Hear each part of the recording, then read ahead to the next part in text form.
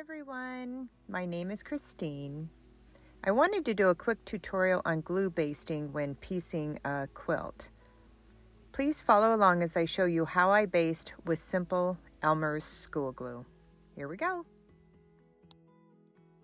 So typically I only glue baste when creating t-shirt quilts. So here you see I have a t-shirt that I have already ironed interfacing onto the back, and I am cutting it into a square.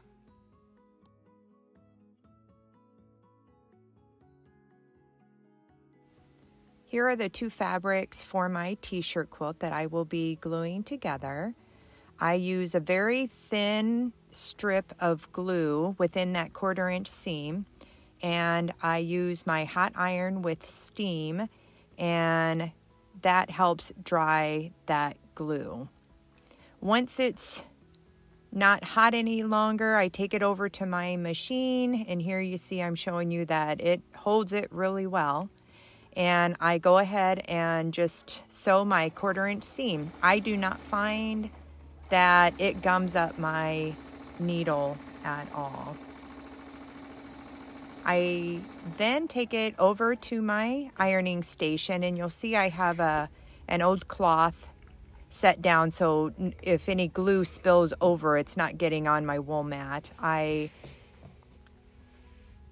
iron my seam to loosen it and spread it open with my fingers, and then I take another old cloth so that the heat of the iron won't melt the logos. I then iron that seam open.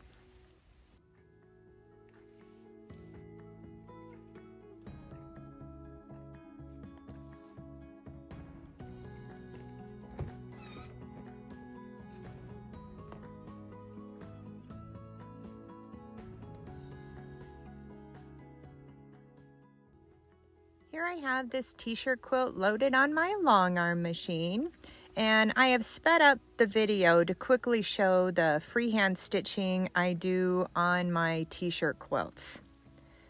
Also to show that the glue within those seams does not interfere with the long arm needle stitching at all. If there ever is any glue that comes out of the seam, it will wash out after the quilt has been washed.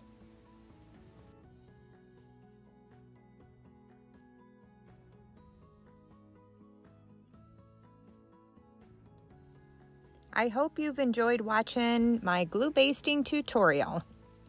Thanks for watching, everyone. Have a great day.